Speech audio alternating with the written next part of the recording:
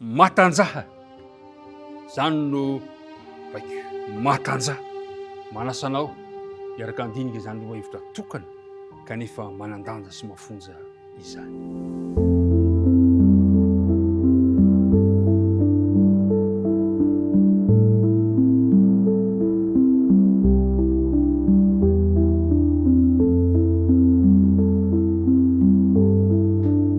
ampifaliany andray ary no iaonako aminao iarabako anao arabaiko toandrabe ramasoandro anao ka anenika ny tokantranao ny azavana ny hafanana mandrihitra ity tontolo andro ity dia ny fahasoavan'ny tompo ny fiadanany ani ho aminao sy ny ankohonanao dia hivavaka isika raha nomboka izao dinidinika mahafinaritra izao. Tompo Andriamanitra io indre ny hafalianay fa tafahoana indray amin'ity maraina vaovao ity. Faly izahay satria manana anao Andriamanitra izay mitantana mandrakariva ny fiainanay, manana Andriamanitra izay mbola manome fofinaina mavelona ka mitafahoana anay tahaka an'izao, misaotra ny amin'ny fitiavanao anay.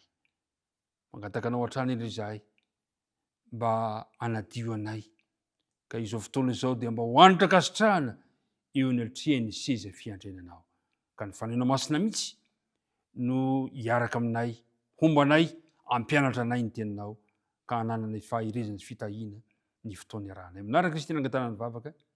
Amen. Ny andininy natao tadiana no diniantsika androany. Mbola tsy voakitsika zany le izy. Fa vao amin'io andininy natao tadiana io no akatsika fankahirezana, akatsika lesona avy amin'ny bokiny Josoa. Josoa, ilay mpitary tavika, mpitarika ara-panahy, olona manam-pahindrena, vonona ny anompan'Andriamanitra mandrakariva, manaiky ho irahina. Fiekana goavana tokoa mantsy ny asa izay anarahana ny Josoa. Tena fiaikana goavana. Toa tsy azo anina ny fahitanareo mandany tanàna Kananita. Toa tsy azo atao ny miatrika ny ady amin'izy io satria mponina efa voaofana iady. Rehefa hita ny vahoakan'Andriamanitra enjekilany, olona mpifindrafindramonina, tsy nanana na dia izay fitaovam-piadiana tsotra indrindra aza mba hamelezana ny manda avo sady mafy. Eny fa na dia atao ny Egyptiana izay atao firena matanjaka aza, tsy nahavita na ifezany Kananita izany, kanefa dia nirahina. Eto anatrehana izany zavatra izany nefa dia mampahery ny olon'ny Andriamanitra. Zao voalaza eo amin'ny Josoa toko voalohany ka ny andininy fafitro ka hatramin'ny andininy fasivy. Ary tiako ihany koa ho fampahirezana ho anao. Zao ny voalazana, koa mahireza sy matanjah ianao. Aza matahotra. Koa mahireza sy matanjah ianao hitandremanao hanao araka ny lalàna rehetra izay nandidiny Mosesy mpanompoka anao. Aza miala aminy, na ho amin'ny ankavanana, na ho amin'ny ankavia, mba ho ambinina ianao amin'izay rehetra alehanao. Aoka tsy hiala amin'ny vavanao ity boky lalàna ity, fa saintsainy andro aman'alina hitandremanao hanao araka izay rehetra voasoratra io.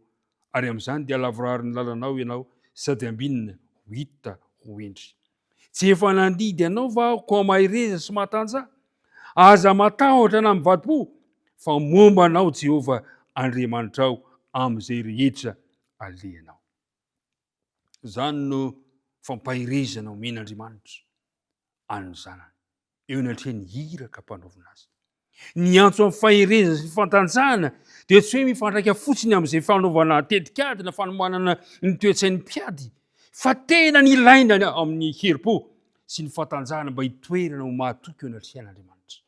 Ilay hoe mahireza sy matanjah zany dia ny ahatonga anao hatoky an'Andriamanitra ilay maniraka anao.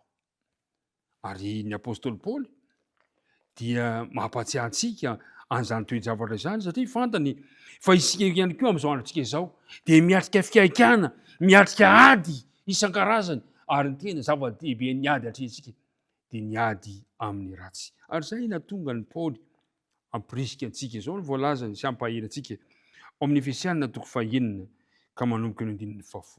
hoy izy hoe koa farany mahireza mitompo amin'ny fahirezany. Mahireza aoka isika samy ahery, na de eo aza ny fiaikany, na de eo aza ny ady tsy maintsy atrehiny, na de eo aza ny olana maro samihafa ny tebiteby ao amin'izao fiainana izao, de ozy Paoly mahireza ao amin'ny tompo sy ny fahirezany. Ry mpiara-midinika namany, tiako ihany koa mba hampahery anao, hampahery ahy. De zao ny toyiny, tafio avokoa ny fiadian'Andriamanitra mba azahoanareo hifahatra amin'ny fanangolen'ny difoto, fa isika tsy mitolona amin'ny nofamandraha fa amin'ny fanapahana sy ny fanjakana sy ny fanjakana zao fahamahizinana izao dia amin'ny fanaratsy eny amin'ny rivotra. Ary noho izany dia raiso avokoa ny fiadian'Andriamanitra mba azahoanareo hanohatra amin'ny andro mahory. Ary efa vitanareo zany dia hafahatra ianareo. Tafio ny fiadian'Andriamanitra, mifahara ary kasiky ny fahamarinana valahanareo, mitafina raro ny fiarovan-tratra ary fahavononam-panahy avy amin'ny filazantsara ny fihavanana ny tombotrareo ary fanampazany rehetra zany dia tany ny finoana ho ampinga izay azonareo mamono ny zana-spika mirehitra izay rehefa n'ilay ratsy, ary raiso ny famonjena ho fiarovan-tratra, fiarovan-doha sy ny ten'Andriamanitra ho sabatry ny fanahy ary mivavah mandrakariva ao amin'ny tompo. Ry mpiara-midinika namana, omen'Andriamanitra atsika ny fampahirezana, omen'Andriamanitra atsika ny fomba fahatsika miatrika ny ady, ary zay ny nahatonga Jesosy hiteny hanome fiteny fikasana ho antsika amin'ny Matteo 7:24 manao hoe koa indro izao momba anareo mandrakariva ambara-pahatonga ny fahataperana izao tontolo izao. Ao amin'ny dikateny katolika izy dia zao ny ilazany azy, ary indro aho eo aminareo mandrakariva. Ry mpiara-midinika namana, ampy androaka ny tahotra manoloana ny ady aty antsika ny fanatrehan'ny tompo izay manohana. Tahaka izany Josoa, ampy ho an'i Josoa ny fanatrehan'ny tompo, dia tahaka izany koa isika. Tokony ampy ho antsika hanafoana fisalasalana sy ny tahotra sy ny tebitebiny izao fiainana izao, ny fahatsapahanao fa eo aminao mandrakariva Andriamanitra. Ka ny fiaikana eo loantsika reketriny dia andao re ampitomboana ny fahalalana an'Andriamanitra, andao re ampitomboana ny fahatokitsika an'Andriamanitra, andeha re ampitomboana ny fifandraisantsika amin'Andriamanitra. Ka raha toka irahina isika, raha toka eo alohantsika ny fiaikana hitana ny olon Jordana izao fiainana izao, dia hoy izy ny ten'Andriamanitra hoe mahireza sy mahatanjaka ianao, fa indro izao homba anareo mandrakariva, indro izao eo aminareo mandrakariva. Tompony, hombanao androany, teneny ny olona manodidina anao, teneny ny ankohonanao aza matahotra, fa hombantsika Andriamanitra amin'ny tontolo andro ity. Dia hivavaka antsika ankehitriny. Andriamanitra rainay,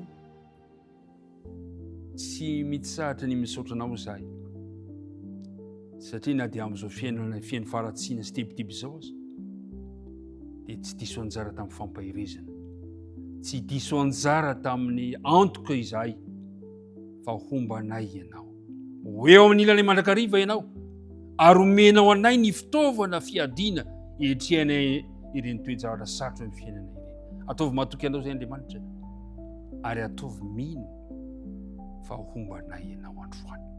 Dia mitahery reto mpiara-midinika reto, oka samy hitraka izahay ka tsy salasala tsy atahotra ny amin'ny ho avy, satria ianao no efa hitantana anay. Vavaka tononona sy angatana amin'anarana Jesosy. Amen.